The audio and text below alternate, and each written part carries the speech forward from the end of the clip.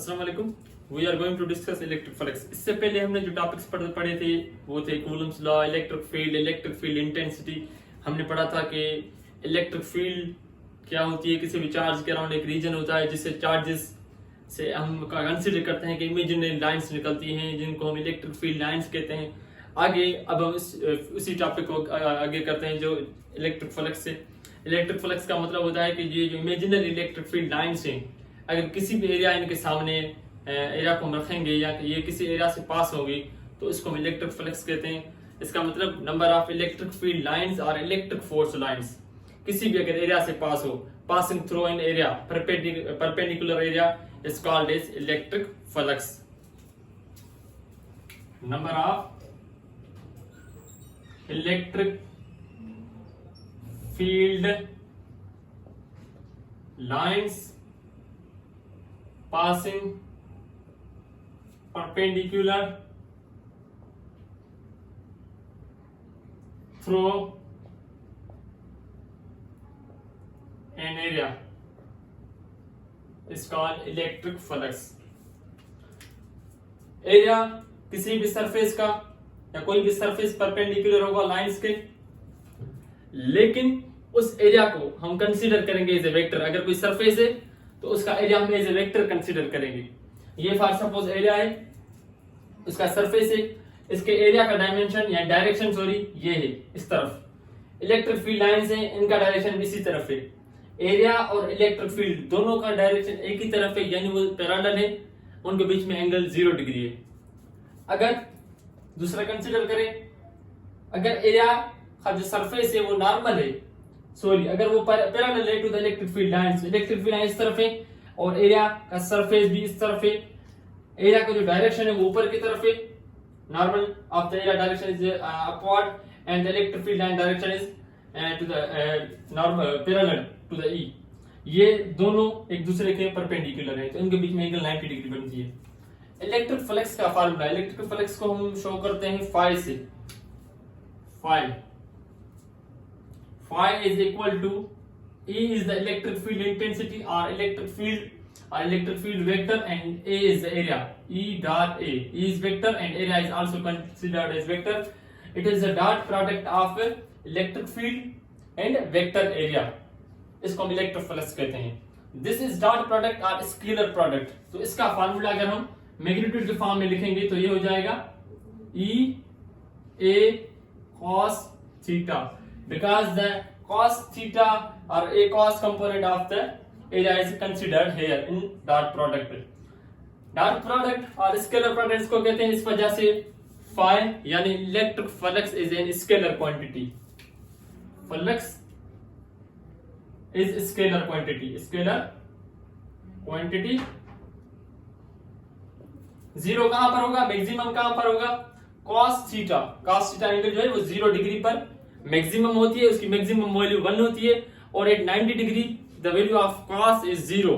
Therefore, when the surface is normal to the electric field means vector area and the electric field line will be parallel, the flux will be maximum at theta is equal to 0 degree, flux is maximum because we will get the value of cos theta or cos 0 is 1 at 90 degree, theta is equal to 90 degree, flux is 0 because the direction of vector area and the electric field line is perpendicular, both are perpendicular and they have 90 degree angle between them, therefore the flux is 0।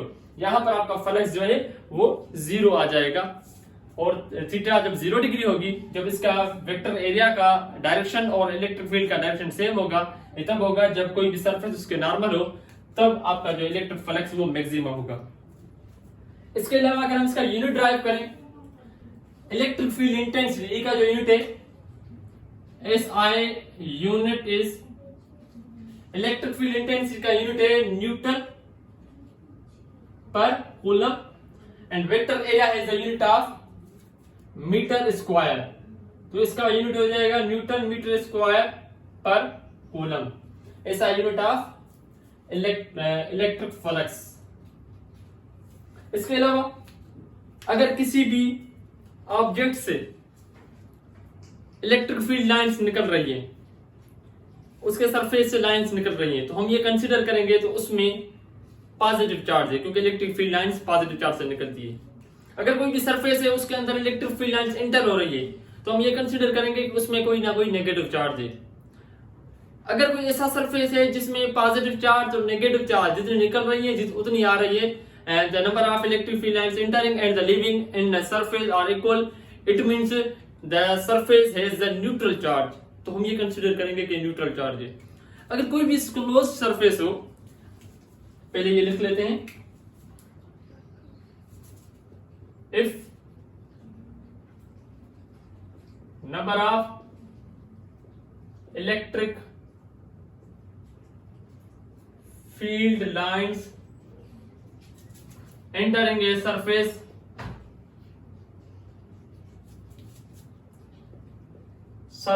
is greater than leaving, it is called, it means it contains source और positive charge, इसको हम source कहते हैं, positive charge को, positive charge. If number of electric field lines leaving a surface is greater then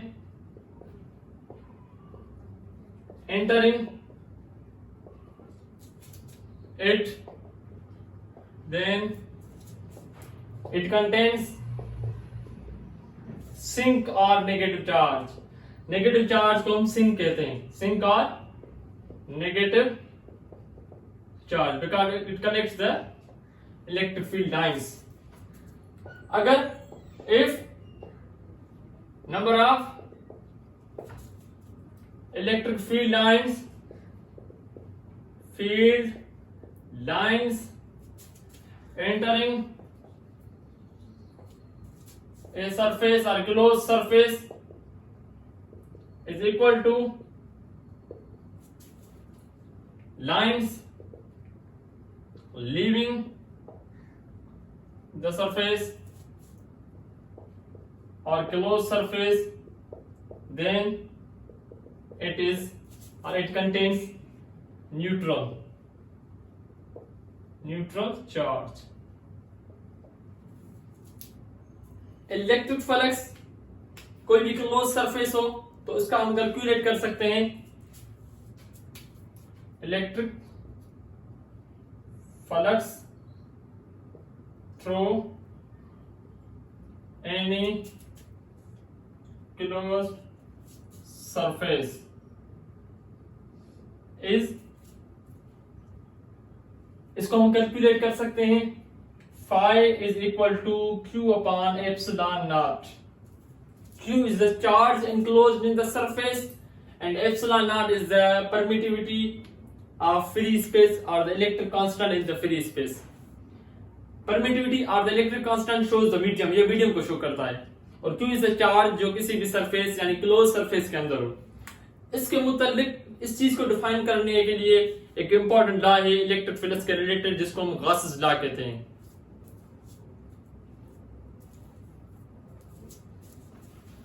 Gauss's law define करता है किसी भी ऑब्जेक्ट के बारे में कि उसके अंदर या कोई भी क्लोज सरफेस है, उसके अंदर अगर चार्ज डिस्ट्रीब्यूशन है तो उसका टोटल फ्लक्स क्या होगा उसके बारे में।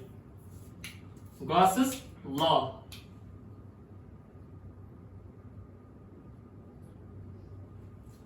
according to Gauss's law, the electric flux through any closed surface containing a charge Q is equal to 1 upon epsilon naught multiply by the total charge, or if there is one charge then total single charge Q।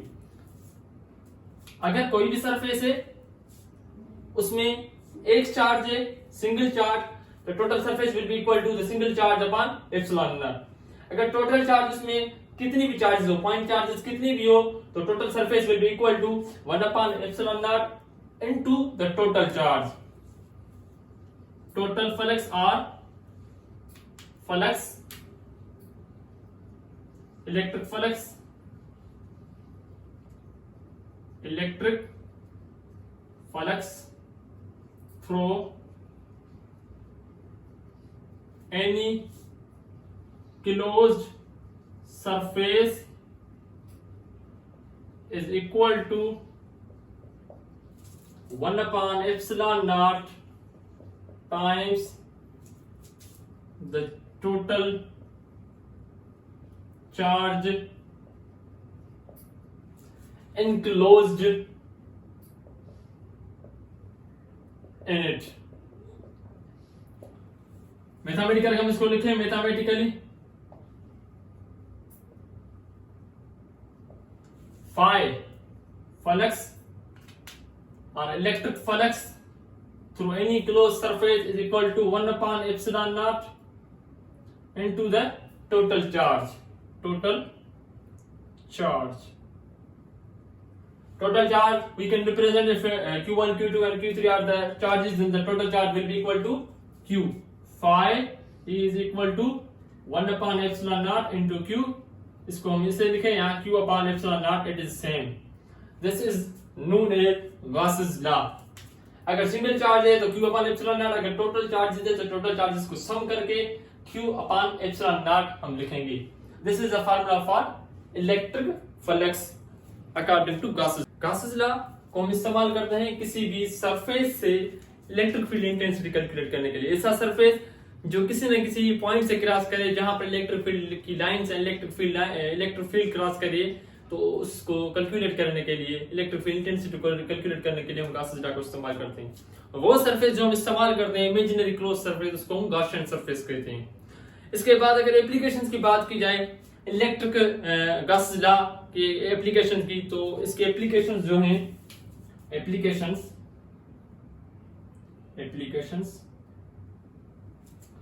सबसे पहले ये कि अगर कोई charge होलो charge sphere है, उसके अंदर कोई भी चार्ज नहीं है और चार्ज सिर्फ उसके सरफेस पर रिजाइड करे, तो उसके अंदर electric field intensity is equal to electric field intensity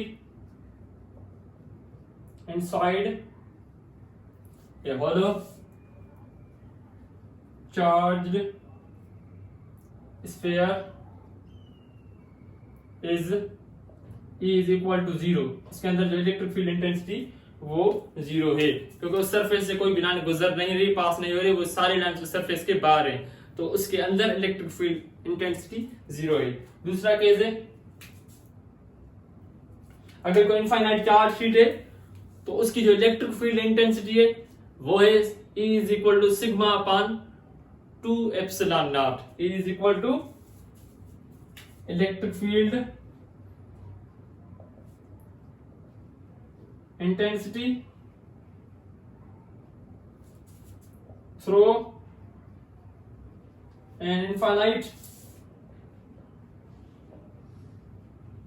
sheet of charges is equal to E is equal to sigma upon 2 epsilon naught। और इसके अलावा अगर कोई टू शीट हो, पॉजिटिव एंड नेगेटिव शीट्स दो हो, तो उसके अंदर जो इलेक्ट्रिक फील्ड इंटेंसिटी है वो होगी electric field intensity between two oppositely charged sheets or charged plates is E is equal to sigma upon epsilon naught।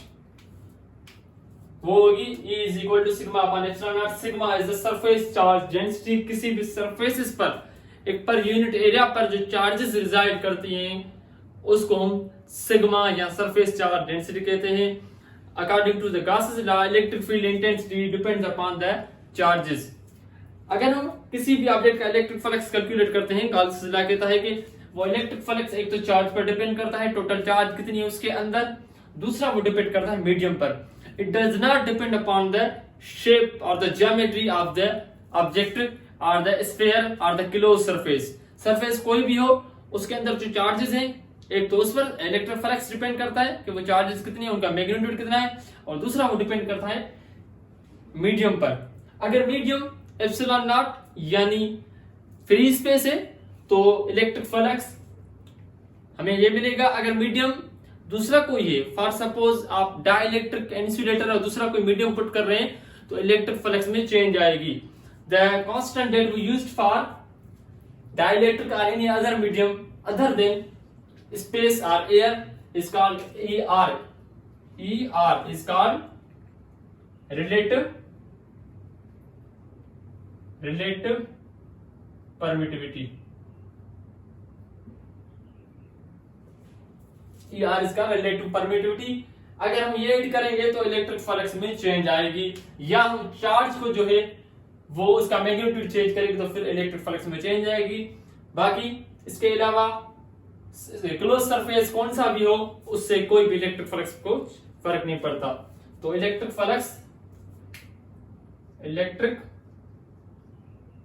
Flux depends upon charge and medium. It does not depend upon surface, closed surface or the shape and the geometry. Upon shape and geometry of object or object. तो ये किसी भी object या किसी भी चीज की geometry या शेप पर डिपेंड नहीं करता, बल्कि चार्ज और उसके मीडियम पर डिपेंड करता है. इसके बाद हम पढ़ते हैं electric potential.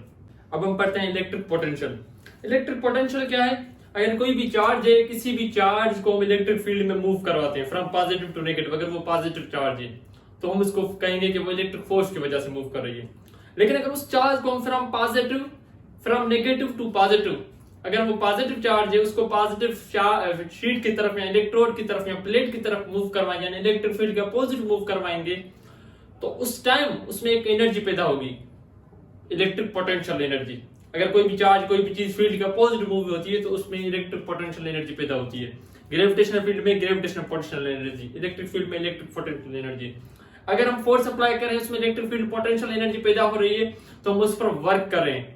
Work done upon charge and electrical potential energy given to a charge to move in an electrostatic field or an electric field by an electrostatic equilibrium. अगर हम उसको इस तरीके से मूव करवाएं कि उसकी वेलोसिटी जो है वो यूनिफॉर्म हो तो हम उसको इलेक्ट्रिक पोटेंशियल कहते हैं. क्या कहते हैं? Electric potential. वर्क डन पर यूनिट चार्ज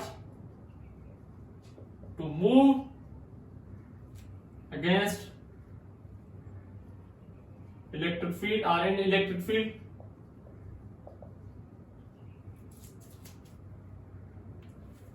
तो is called electric potential, और इसको इस तरीके से लिख सकते हैं, work done per unit charge to move against electric field and electrostatic equilibrium or with uniform velocity is called as electric potential. या हम इसको कह सकते हैं electrical potential energy given to a charge in electrostatic or electric field is called electric potential. Electric potential को हम V से show करते हैं. V is electric potential is equal to W upon Q, और we can write it as U upon electric potential energy upon charge. V is equal to U upon Q, electrical potential energy given to any charge is called as electric potential. अगर हम किन भी दो points के दरमियान from point A to from point B, दो points के दरमियान अगर हम एक चार्ज की इलेक्ट्रिकल पोटेंशियल एनर्जी का डिफरेंस ले, अगर हम इसको ऊपर फोर्स लगा रहे हैं तो एक पॉइंट का उसकी इलेक्ट्रिकल पोटेंशियल एनर्जी एक होगी, दूसरी पॉइंट पर इसकी इलेक्ट्रिकल पोटेंशियल एनर्जी दूसरी होगी. The difference in the electrical potential energy per unit charge और वर्क डन, इसको हम कह सकते हैं work done, because work is done when a charge move from one place to another place. आप force लगाएं किसी ऑब्जेक्ट पर और वो डिस्प्लेसमेंट के तय करे या वो डिस्प्लेसमेंट करे तो हम उसको कहेंगे कि उसने वर्क किया है. वर्क डन अपॉन चार्ज, और आप इसको इस तरीके से कर सकते हैं कि difference between the potential energy per unit charge in an electric field is called as potential difference. इसको हम पोटेंशियल डिफरेंस और वोल्टेज कहते हैं. पोटेंशियल डिफरेंस और voltage, potential difference or voltage. This is the word that we use in our circuit and systems. Difference between potential energy, difference in potential energy between 2 points when a charge is moved between those points is called potential difference or voltage, or work done upon a charge to move it in an electric field between 2 points A and B is called as electric potential difference or potential difference or voltage. इसको हम show करते हैं delta V. Potential difference is equal to delta U upon Q और W upon Q. इसको इस तरीके से हम लिख सकते हैं. इलेक्ट्रिक पोटेंशियल का अगर यूनिट बनाए तो इलेक्ट्रिक पोटेंशियल एनर्जी का यूनिट जो है जूल अपॉन चार्ज का coulomb is joule per coulomb is equal to volt, 1 volt. तो ये यूनिट वोल्ट है इलेक्ट्रिक पोटेंशियल का, और वर्क का यूनिट या difference between the potential energy इसका यूनिट भी जूल है, और चार्ज का कूलम पे इसका यूनिट भी is equal to 1 volt. Unit of voltage, electric potential और potential difference is same, that is unit of potential difference is volt. ये स्केलर क्वांटिटी है because work is scalar quantity, potential energy is scalar quantity and the charge is scalar quantity. Therefore the potential difference, voltage और electric potential और electrostatic potential is scalar quantity. It is scalar quantity. अगर एक charge है, उस charge की कोई field है, उस फील्ड में अगर हम कोई दूसरी चार्ज को इनफाइनाइट डिस्टेंस से मूव करवाना चाहें यानी एब्सोल्यूट पोटेंशियल फाइंड करना चाहें उस फील्ड का, जो पॉजिटिव चार्ज है फॉर सपोज उसकी फील्ड का, तो उसको हम किस फार्मूले से लिख सकते हैं. तो इलेक्ट्रिक पोटेंशियल जो है या पोटेंशियल डिफरेंस या इलेक्ट्रोस्टैटिक पोटेंशियल और voltage it is scalar quantity और इसका यूनिट वोल्ट है. वोल्ट को हम किस तरीके से डिफाइन करते हैं, अगर 1 जूल वर्क करें हम किसी भी चार्ज को in from point A to B point में मूव करवाने के लिए 1 कूलम चार्ज को, तो उसका जो वोल्टेज या पोटेंशियल डिफरेंस या इलेक्ट्रिक पोटेंशियल होगा उसको हम कहेंगे 1 वोल्ट. अगर हम इलेक्ट्रिक फील्ड और इलेक्ट्रिक फील्ड इंटेंसिटी और पोटेंशियल डिफरेंस का रिलेशन फाइंड करें तो वो है E is equal to minus delta V upon D और डेल्टा D. इसको हम कहते हैं potential gradient. Potential gradient because rate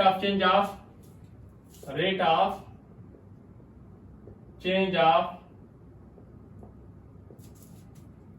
potential difference with displacement, क्योंकि ये डिस्प्लेसमेंट के साथ इसका डिवाइड है, या इसको हम कह सकते हैं इसका रेट हम डिस्प्लेसमेंट के मुताबिक ले रहे हैं, तो इस वजह से हम इसको पोटेंशियल ग्रेडियंट कहते हैं. अगर इसके मुताबिक हम देखें the minus sign shows that E is decreasing with the increasing potential difference. अगर पोटेंशियल इंक्रीज हो रहा होगा तो E डिक्रीज हो रही होगी, माइनस साइन को शो करती है. अगर इसके मुताबिक हम E electric potential sorry electric field का यूनिट निकालें तो electric field is equal to the unit of potential difference और voltage is volt and the unit of distance is metre. So E has unit volt upon metre. एक इसका unit हम पढ़ चुके थे न्यूटन पर कूलम और दूसरा इसका यूनिट है वोल्ट पर मीटर. ये भी इसी का यूनिट है. अगर हम किसी भी चार्ज का पोटेंशियल डिफरेंस यानी इलेक्ट्रिक पोटेंशियल या पोटेंशियल वोल्टेज फाइंड करना चाहें या अगर हम ये देखना चाहें कि वो चार्ज कितना इलेक्ट्रिक पोटेंशियल अप्लाई करेगी कोई भी दूसरी चार्ज अगर उसकी फील्ड में लाई जाए तो इसको हम absolute electric potential of the point charge कहते हैं. अगर एक चार्ज है तो absolute electric potential of a single charge और पॉइंट चार्ज. अगर ज्यादा चार्जेस है तो absolute electric potential of more charges कहेंगे इसको. तो absolute electric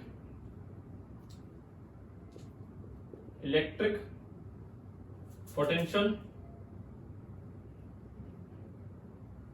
due to a point charge is equal to V. हम इसको लिखते हैं V is equal to 1/4 pi epsilon naught. V is showing it is an electric potential because we are trying to find it at one point.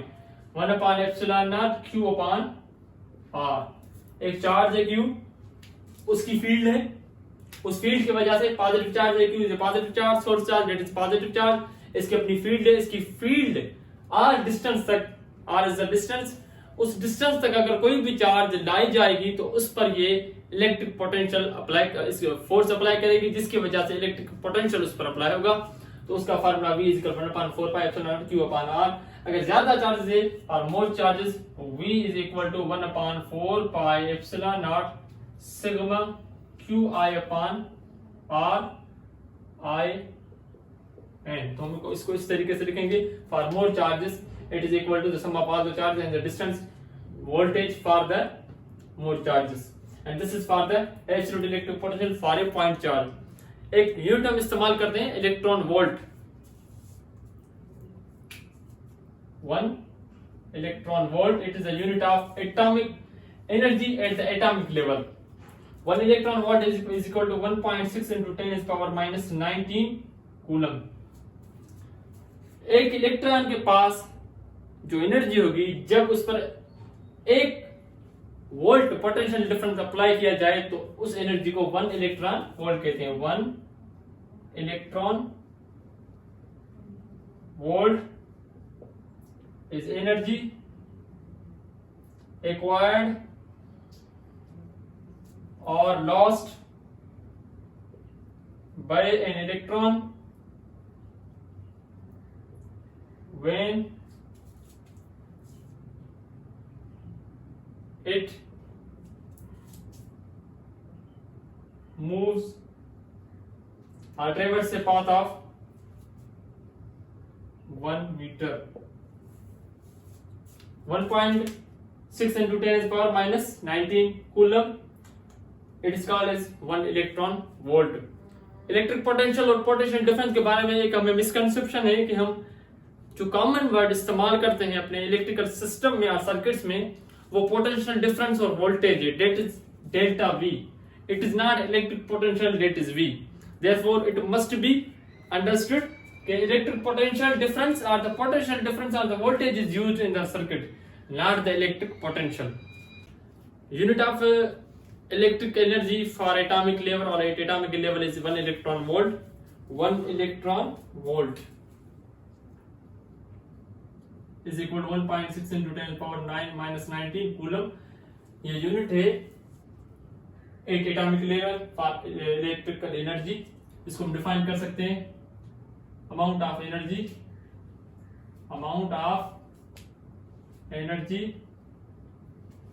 acquired or lost by an electron when it traverses a potential difference of 1 volt. जब एक electron एक potential difference पर ट्रेवर्स करे, move करे या उस पर apply हो, तो उसके पास जो एनर्जी होगी वो होगी 1.6 into 10 power minus 19 coulomb, that is called as 1 electron volt. अगर हम 1 कूलम निकाले, 1 coulomb is equal to 6.24 into 10 is power almost 18 electron volts के बराबर होगा। इसके बाद हम पढ़ते हैं comparison between gravitational force and electrostatic force. Comparison between gravitational force and electrostatic force. Gravitational force को हम लिखते हैं फॉर्मूले से, F is equal to G m1 m2 upon r square.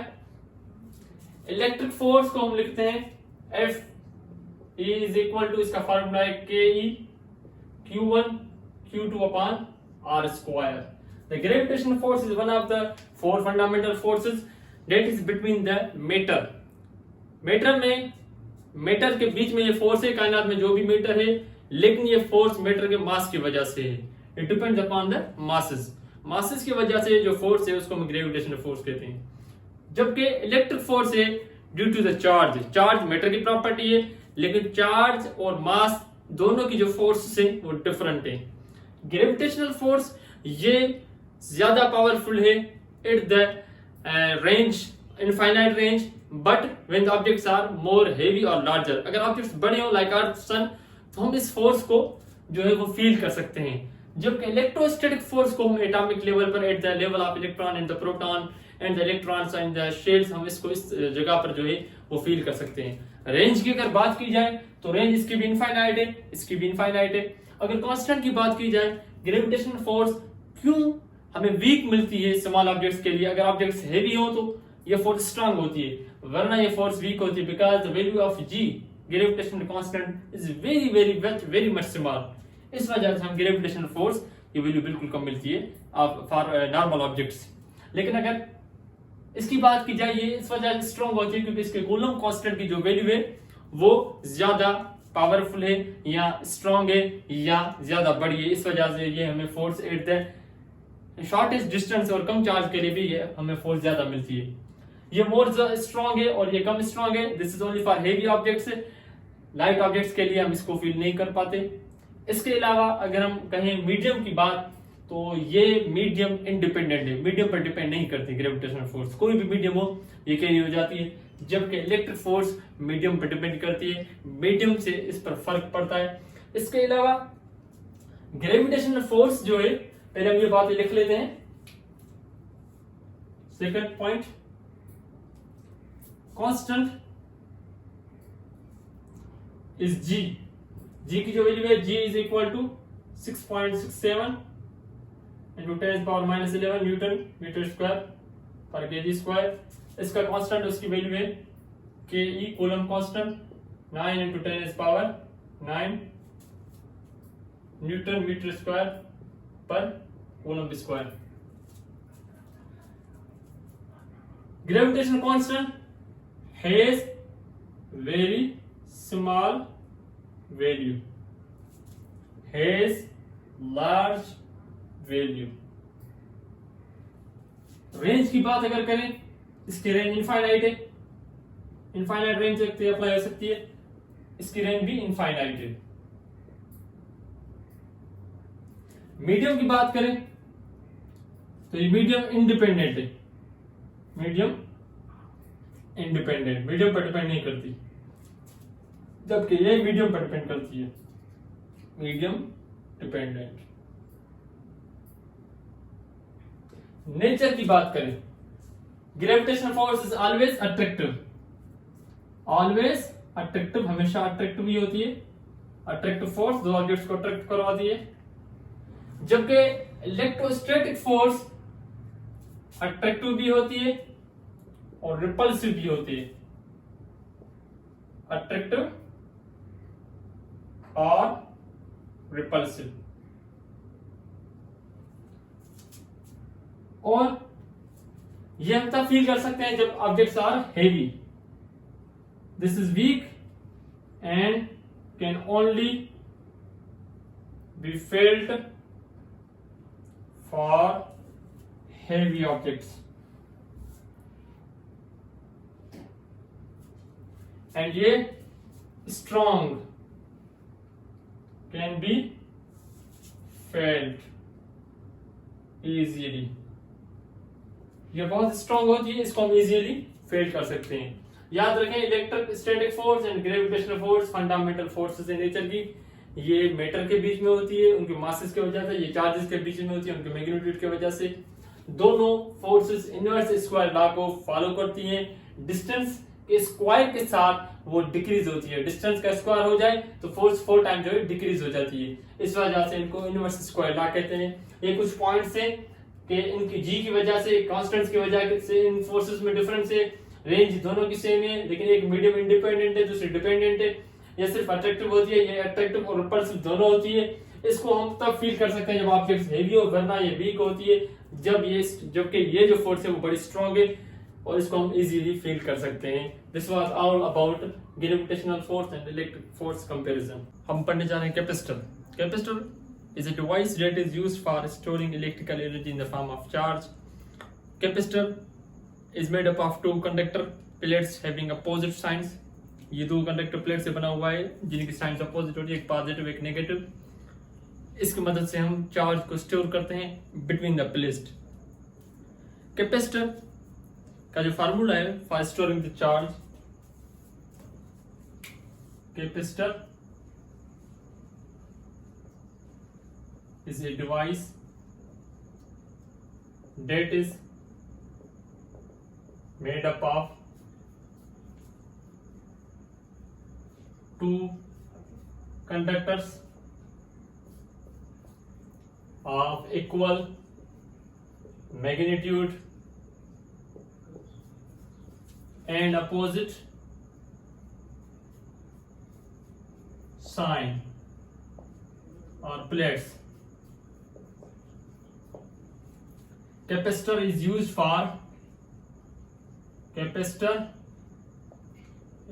for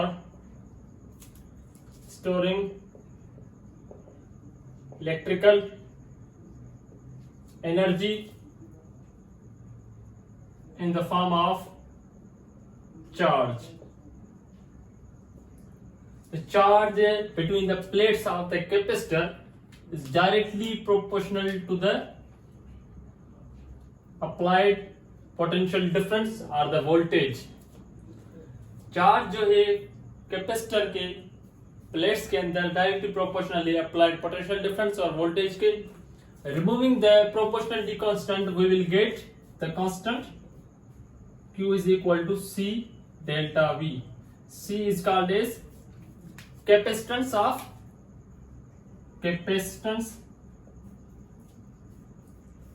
capacitor. Capacitance of capacitor. C is equal to Q upon delta V. C को हम कैसे define कर सकते हैं? Capacitor is the measure of the ability of capacitor to store electrical charge. कोई भी capacitor कितने electrical charge store कर सकता है, इसको हम कैपेसिटेंस कहते हैं। और capacitance is the ratio of charge between the plates divided by the potential difference supplied to the plates. Capacitance, it is measure of ability of a capacitor to store charge, or it is ratio between charge stored in between plates and voltage or potential difference supplied the unit of capacitance in SI system is farad. SI unit of capacitance unit is farad,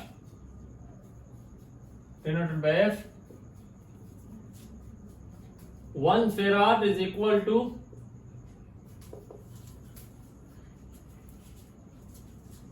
coulomb is the unit of charge, and volt is the unit of voltage, potential difference. 1 farad is equal to 1 coulomb upon volt. It means when there is the one potential difference applied to the plates and the charge stored is 1 coulomb, then the capacitance of the capacitor will be 1 farad. अगर capacitors की combinations को हम पढ़ें तो capacitors को हम combine कर सकते हैं बाय सीरीज कॉम्बिनेशन और by parallel combination. Series combination. In series combination, the capacitor, if there are 3 capacitors or 2 capacitors added in the series combination, तो हर एक कैपेसिटर के पास जो चार्ज है सबके पास इक्वल होगी. Everyone will get equal charge, but the potential difference supplied to all the capacitors will be different. So the total or the equivalent capacitance in the series combination is equal to 1 upon C equivalent is equal to 1 upon C1 plus 1 upon C2 plus 1 upon C3 if there are more capacitors.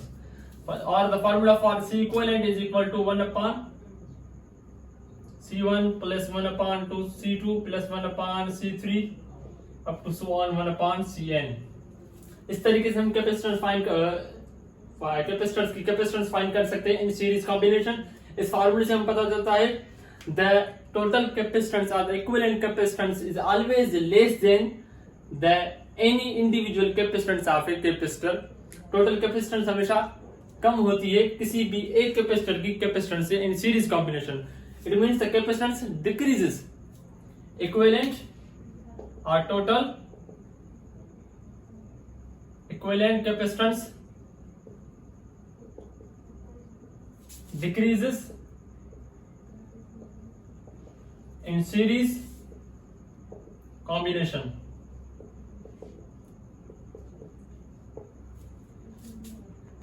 दूसरी होती है parallel combination. Parallel combination. In series combination, one end of the battery is connected with the first plate of the capacitor and the second end is connected with the last plate of the second plate of the last capacitor. And in the parallel combination में जो है वो capacitors की हर एक capacitor की एक plate के साथ बैटरी का एक जो एंड है वो कनेक्टेड होता है और दूसरी प्लेट के साथ दूसरा एंड कनेक्टेड होता है. इस वजह से चार्ज जो है सीरीज कॉम्बिनेशन में सेम होती है because current is same but the voltage is different. And in parallel combination the voltage is same but the charge is different.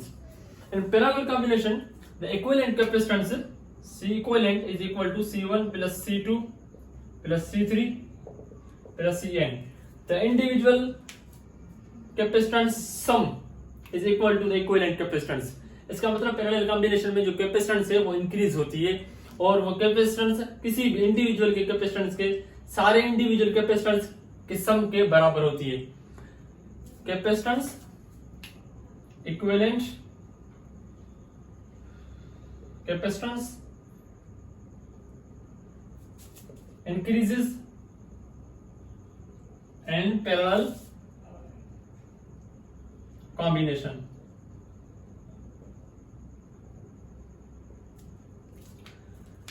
Series में इक्विवेलेंट कैपेसिटेंस कम होती है as compare to the individual capacitance और parallel में वो increase होती है और ज्यादा होती है as compare to the individual capacitance. अगर कोई पैरेलल प्लेट कैपेसिटर हो तो उसकी कैपेसिटेंस का फार्मूला है parallel plate capacitor. Here is the formula. Capacitance is equal to epsilon naught A over D.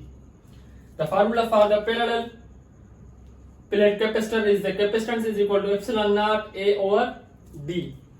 इस फार्मूले से हमें पता चलता है कि capacitance of a parallel plate capacitor depends upon medium between the plates, area of the plates, and the distance between the plates. C is equal to epsilon naught A over D. Capacitance in parallel plate capacitor is directly or increases with increase in area of plates. It changes with medium between plates. अगर medium change होगा epsilon not is it means free space. अगर medium कोई दूसरा है या कोई हम dielectric put करते हैं यानी इंसुलेटर, रबर हो, प्लास्टिक हो या ग्लास या कोई भी चीज या पेपर हो, वैक्स पेपर, कोई भी चीज हम पुट करेंगे तो उसका मीडियम चेंज हो जाएगा. डाइलेक्ट्रिक पुट करने से this equation will be equal to epsilon naught epsilon r A over D. Epsilon r is the relative permittivity, the permittivity for any insulator or dielectric material that is used between the plates of the capacitor. Area of plates, it depends upon the area of the plates, medium between the plates, and decreases. Capacitance will decrease if the distance is increased between the plates. It means it's inversely proportional to D. It decreases with increase of distance between plates. Relative permittivity ER, इसका हम formula बना सकते हैं. ER is equal to relative permittivity is equal to capacitor or capacitance between two plates when there is a medium between the plates divided by the capacitance when there is a vacuum between the plates. Both are capacitance, therefore E is dimensionless or unitless quantity. Dimensionless or unitless quantity. Remember that by inserting the dielectric between the plates of the capacitor, the capacitance increases, the maximum operating voltage of the capacitor increases. Capacitance increase होती है, operating voltage increase होती है, और जो distance between the plates of the capacitor है वो maintain रहता है, जिसकी वजह से ज्यादा चार्ज उन plates के अंदर जो है वो increase या store होती है. Energy stored in capacitor. Energy stored in capacitor. Energy store in capacitor है द फार्मूला. एनर्जी स्टोर करने का जो फार्मूला है E और U, because potential energy is equal to 1/2 epsilon naught AD E square. ये formula है for the energy store in the capacitor. अगर हम एनर्जी डेंसिटी फाइंड करें, energy per unit volume, energy per unit volume or energy density, it is equal to energy density is equal to AD is the volume, energy upon A is equal to 1/2 epsilon naught E square. अगर medium vacuum ना हो, कोई भी दूसरा dielectric वगैरह इसमें put करें तो इसकी energy density will be equal to 1/2 epsilon naught epsilon r E square. It means the energy density of a capacitor depends upon the electric field intensity and the medium between the plates. This was all about capacitor.